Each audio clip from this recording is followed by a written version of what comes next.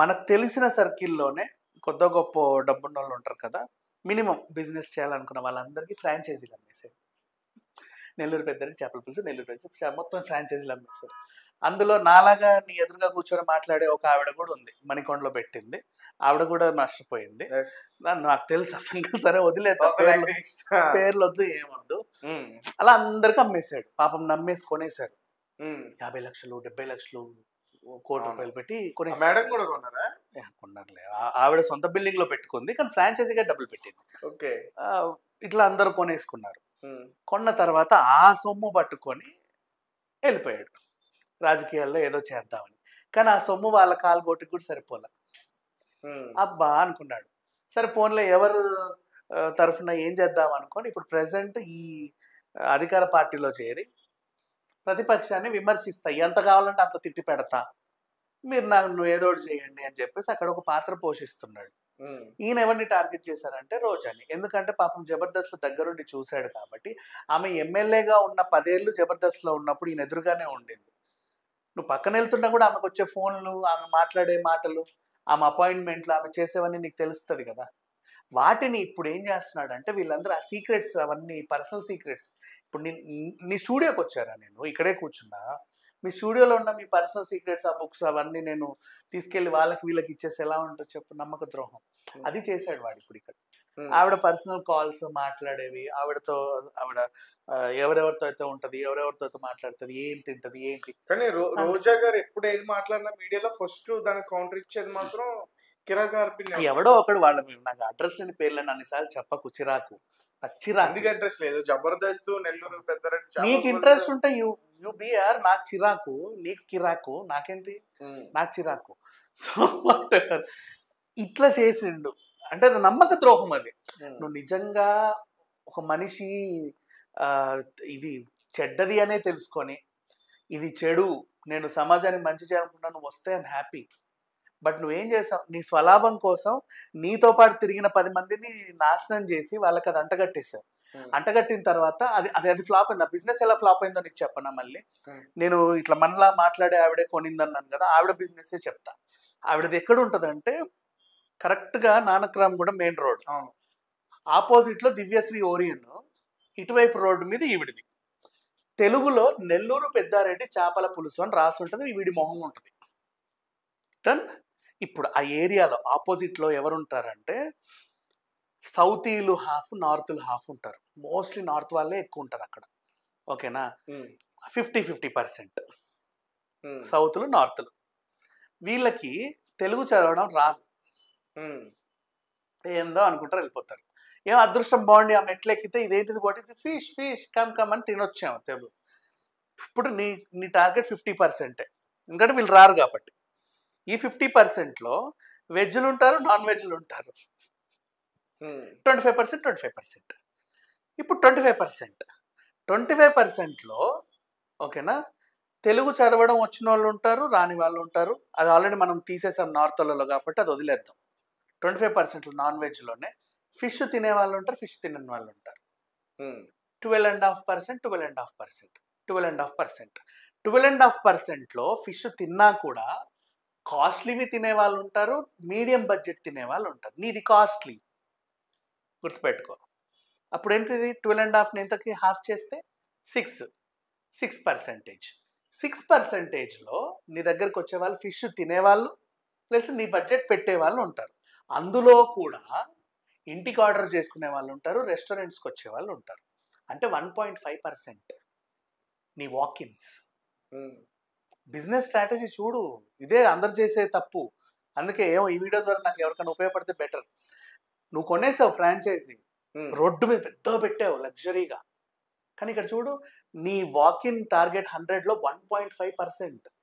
1.5% అంటే 100లో ఒకడు ఒక ప్లేట్. 100 ప్లేట్లు నువ్వు వండితే నీకు అమ్ముడు పోయేది ఒక ప్లేట్. ఒక్క ప్లేట్ టార్గెట్ కోసం నువ్వు బిజినెస్ పెట్టావు, నష్టపోవా? పోతావు కదా.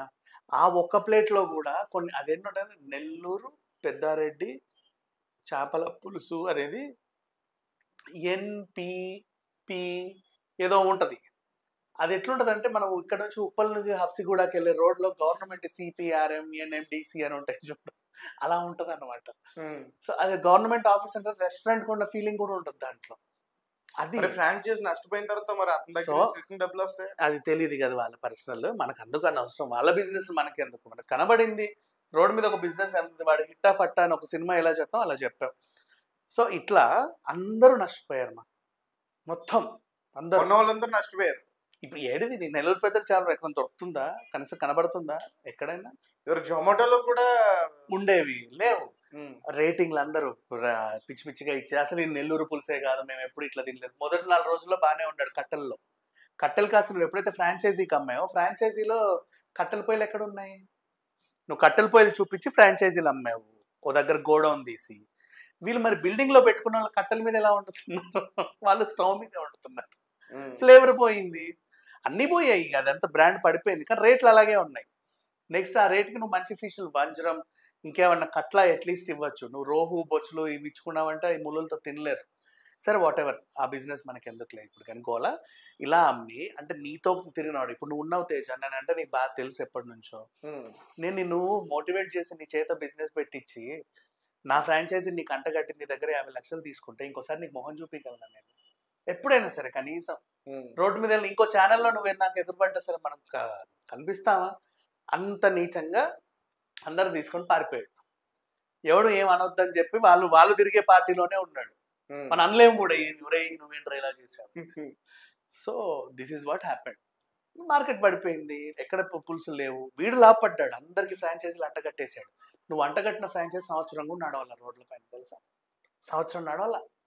ఇప్పుడు పాపం ఎవరో కుండలో చేపల పులుసు ఇస్తున్నారు తెలుసా, 200కి 150కి. మరి అప్పుడు ఆయన అమ్మిన కర్రీ ఇంత కర్రీకే 600-700లలో ఫాస్ట్ ఉండేది. సో అది అట్లా పోయింది. సో ఈయన బతకడానికి నీ చుట్టూ తిరిగిన వాళ్ళని కూడా మోసం చేసావు. నెక్స్ట్ ఎదగడానికి నీ చుట్టూ తిరిగిన వాళ్ళని వెన్నుపోటు పొడిచావు. నువ్వు బతకడానికి ఎదగడానికి ఇంకొకరిని ఉపయోగించుకున్నావు, నిన్ను నమ్మి నీ చుట్టూ తిరిగిన వాళ్ళని. మరి జబర్దస్త్లో ఎవరిని ఏం చేసావు మాకు తెలియదు, ఇంకా ఏం రాలా. అక్కడ కూడా ఒకటి వచ్చింది కంప్లైంట్, ఎవరితోనో సినిమా తీద్దామని చెప్పేసి డైరెక్టర్ కూడా తిరిగేసి ఏదో చేశాడు. ఇంటర్వ్యూలో కూడా చూసారు, వాళ్ళని నష్టం చేశారు. అవును, ఇది చాలా పెద్ద న్యూస్ కదా. ఎస్, వాళ్ళని నష్టం చేశారు.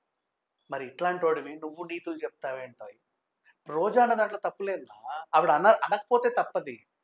అది జనసేన వాళ్ళు కూడా అలాగే తీసుకుంటారు. పర్లేదు, మరి ఆ మాత్రం ఉండాలి కదా ప్రభుత్వంలో ఉన్నప్పుడు. నేను నిన్ననాలి, నువ్వు నన్ననాలి, అప్పుడే నువ్వున్నట్టు నేనున్నట్టు, లేకపోతే ఏంటి? కానీ వీడు చేసేది ఉంది చూసావా, అది పర్సనల్ టార్గెట్. సో ఇట్లాంటి వాళ్ళ గురించి మాట్లాడుకోవడం కూడా తప్పు. మనం మాట్లాడి కూడా వీళ్ళకి ఎలివేషన్స్ ఇవ్వకూడదు. అదే పనిగా టార్గెట్ చేస్తున్నాడు. ఆమె ఇట్లా విసిరేసిన మెతుకులు తిని బతికినోడు ఒకప్పుడు. ఇట్లా తిన తర్వాత చేతికుంటాయే, ఇట్లా విసిరేస్తే మెతుకులు తిని బతికినోడు. పెట్టిన చైనే మర్చిపోయి కడుపు మీద కాలేసి కొట్టే వాళ్ళు ఉంటారు చాలా మంది. చాలా డేంజర్ ఇలాంటి వాళ్ళు. ఎప్పుడైనా సరే ఇట్లాంటి వాళ్ళని దగ్గర రానివ్వకూడదు, వాళ్ళ చుట్టూ తిరగాలని అనుకోవద్దు, మాట్లాడాలని కూడా అనుకోకూడదు. అంటే రోజా గారిని అంటే పూర్తిగా విమర్శిస్తున్నాడు అని అతనిలాగే జబర్దస్త్ పవన్ కళ్యాణ్ గారిని అభిమానించేవారు, టీడీపీ పార్టీ. ఇంకోటి చెప్పనా విను, జనసేన వాళ్ళు అలా ఇంకోటి చెప్తా విను. మొన్న జబర్దస్త్ రీయూనియన్కి అందరూ వచ్చి కూడా మళ్ళీ తలుచుకున్నారు. ఎక్కడున్నా ఏం చేసాం మనం ఒకటే. Next Pavan Kalyan party 12 years suffering ఇప్పుడు గెలిచింది. ఆ 12 years సఫరింగ్లో 2 times ఎమ్మెల్యేగా రోజా గెలిచింది. ఆ 2 times ఎమ్మెల్యేలో కూడా నాగబాబుని గిచ్చుకుంటూ జోకులు వేసింది. నెక్స్ట్ లాస్ట్ రీసెంట్ డేస్లో చిరంజీవి గారితో ఇంటర్వ్యూ చేసింది.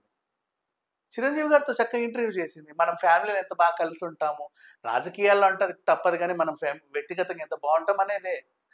నెక్స్ట్ వైఎస్ఆర్ అండ్ చంద్రబాబు నాయుడు గారి వీడియోలు మీరు చూసినా కూడా, వైఎస్ఆర్ చంద్రబాబు నాయుడు గారి వీడియోలు ఎంత విమర్శించుకున్నా they are very good friends. అది మొన్న అన్స్టాపబుల్ ఎంత బాగా చెప్పుకున్నారు. They are very good friends. రాజకీయమే, పర్సనలే, అది వీళ్ళకి తెలుసు. కాకపోతే ఏంటంటే ఇప్పుడు నువ్వు చెప్పిన అబ్బాయి, నాకు వాళ్ళ పేరు తీయడం కూడా చిరాకుగా ఉంది. వాడు ఎంచుకున్న మార్గం అది కరెక్ట్ కాదు. ఎప్పటికైనా వీడి చుట్టూ ఉన్న వాళ్ళకి డేంజర్. అది వాళ్ళకు కూడా తెలుసు. వీడిని ఎక్కడ పెట్టాలి అక్కడ పెట్టుకునే ఉంచుకుంటారు అనుకో, తర్వాత సంగతి.